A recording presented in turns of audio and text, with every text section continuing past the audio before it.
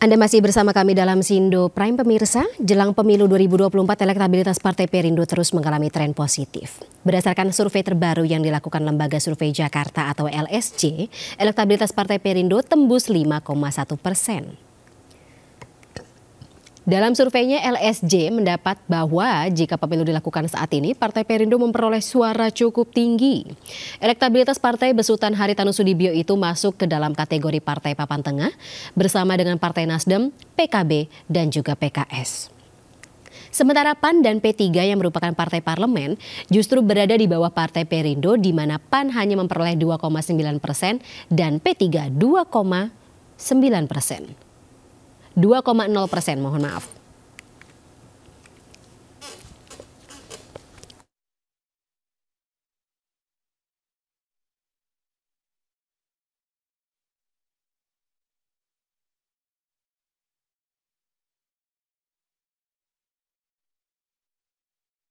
Ya pemirsa, dalam beberapa hasil survei yang dilakukan oleh sejumlah lembaga survei, elektabilitas Partai Perindo memang terus mengalami peningkatan. Terbaru berdasarkan survei yang dilakukan Lembaga Survei Jakarta atau LSJ, elektabilitas Partai Perindo bahkan tembus di angka 5,1%, mengungguli beberapa partai parlemen dan juga tentunya ambang batas parlemen atau parliamentary threshold.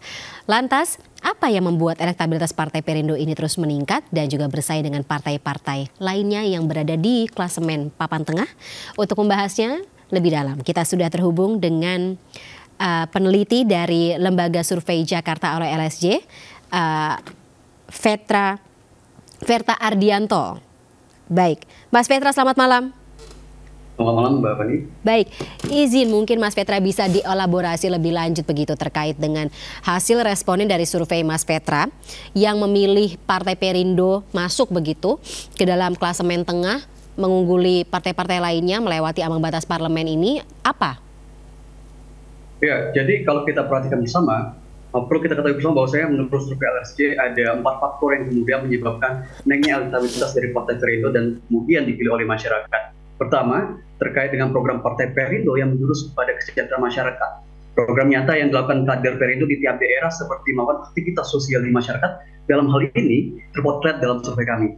Kemudian faktor berikutnya adalah keberhasilan branding yang dilakukan Partai Perindo di berbagai macam platform media. Strategi media sosial yang bersifat masif dalam hal ini telah menjangkau lapisan pemilih yang dimana dinilai cukup berhasil. Faktor ketiga yang kami tangkap yaitu adalah kepemimpinan Haritanu yang begitu inklusif dan akomodatif, membuat citra Partai Perindo semakin dipercaya masyarakat. Dan faktor terakhir adalah adanya dukungan yang diberikan Partai Perindo kepada Ganjar Pranowo sebagai calon presiden 2024 serta hadirnya kader-kader potensial seperti Tuan Guru Bajang atau TGB ke dalam Partai Perindo itu sendiri. Jadi secara tidak langsung Ganjar Pranowo memberikan sebuah efek yang cukup positif begitu ya bagi elektabilitas Partai Perindo. Ya betul. Jadi bisa kita sebut bahwasanya adanya dukungan Perindo yang diberikan kepada Ganjar itu bersifat kotel efek atau bahasanya efek ekor jas. Dalam hal ini, efek ekor jas itu supaya kita ketahui bersama merupakan dampak naiknya elektabilitas yang diterima oleh partai yaitu Perindo karena mengusung tokoh tertentu. Jadi dalam hal ini, adanya dukungan yang diberikan kepada Ganjar Pranowo dari Partai Perindo bisa disebut telah meningkatkan elektabilitas Partai Perindo itu sendiri. Hal ini terjadi karena masyarakat khususnya yang mendukung Ganjar Pranowo mempersepsikan Partai Perindo ini memiliki visi yang sama dengan Ganjar, khususnya untuk mensejahterakan dan memajukan Indonesia ke depannya. Mungkin karena visi yang sama tersebut, akhirnya masyarakat tertarik untuk menjatuhkan dan mendukung Partai Perindo untuk ke depannya.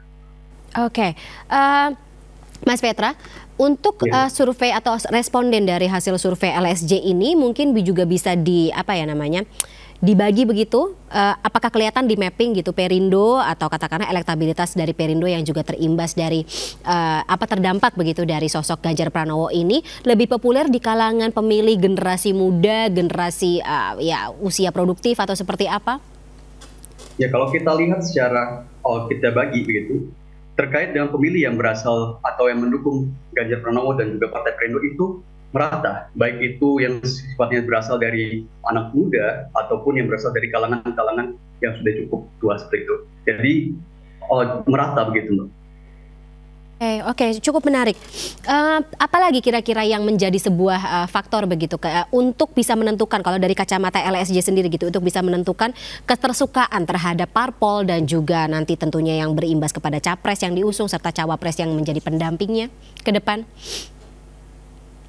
Ya, tentunya dalam hal ini banyak faktor-faktor yang kemudian dapat mendukung Partai Perindo untuk naik ya. Tapi yang perlu dipastikan bahwasanya faktor internal, yaitu kader-kader dari Partai Perindo itu harus diperhatikan dengan sesama. Dengan kata lain, kita tahu bahwasanya seperti yang ada di dalam survei LSJ, Perindo sangat memungkinkan untuk dapat menembus parlemen di pemilu 2024 nantinya. Jadi berdasarkan hasil survei LSJ, Perindo ini memiliki elektabilitas 5,1%. Demikian secara sistematis Perindo ini memiliki peluang lolos ke Senayan tentunya. Namun tentu dalam hal ini pemilu 2024 itu masih panjang. Dan mari kita tunggu dan saksikan kejutan-kejutan politik lainnya ke depan. Oleh karena itu diharapkan ya untuk selanjutnya jajaran Perindo ini jangan cuma dan cepat puas dulu, melainkan ya harus terus bekerja keras dalam mendekati masyarakat dan memberikan kontribusi terbaik ke depannya. Sektor atau katakanlah kalangan yang perlu didekati lebih lanjut begitu, perlu menjadi sebuah fokus sendiri begitu, Mas Petra? Tentu kalau untuk kalangan-kalangan, bukan hanya kalangan yang bersifat elit, tapi kalangan-kalangan yang sifatnya bermasyarakat atau memiliki popularitas, elektabilitas, dan juga akseptabilitas yang tinggi. Dalam hal ini menurut saya perlu diperhatikan oleh Partai Perindo untuk kemudian ya mungkin ditarik bekerja sama dengan Partai Perindo itu sendiri. Oke, baik. Terkait dengan mungkin koalisi begitu, koalisi antar parpol dan sekarang kan sebenarnya masih dinamis begitu ya Mas Petra. Apakah ini juga bisa berpengaruh begitu terhadap elektabilitas parpol? Mengingat ada yang terdepak dari kursi ambang batas parlemen begitu, yang sekarang partai parlemen terdepak, kemudian yang ada yang bergabung lagi seperti itu ya walaupun masih dinamis. Ya, kalau kita berbicara tentang Partai Perindo sendiri terkait dengan koalisi, tentu itu harus ada penelitian lebih lanjut karena kita belum tahu bagaimana Perindo kemudian akan bergabung dengan koalisi siapa seperti itu. Namun pastinya kalau misalnya terdapat penggabungan partai ke dalam satu koalisi, kurang lebih pasti ada sedikit pengaruh. Nah, pengaruh ini yang harus kita ukur nanti ke depan dan itu kita nantikan saja ke depannya bagaimana untuk Partai Perindo. Yang jelas isu politik identitas yang sebenarnya ramai gitu, luka yang telah ditinggalkan politik atau pemilu 2019 tidak laku lagi begitu ya di kalangan calon pemilih saat ini ya Mas Petra. Baik, Mas Petra Ardianto, terima kasih sekali atas waktunya bersama kami dalam Sindo Prime malam hari ini. Kita ketemu lagi lain kesempatan. Terima kasih sekali lagi. Sampai jumpa. Selamat malam.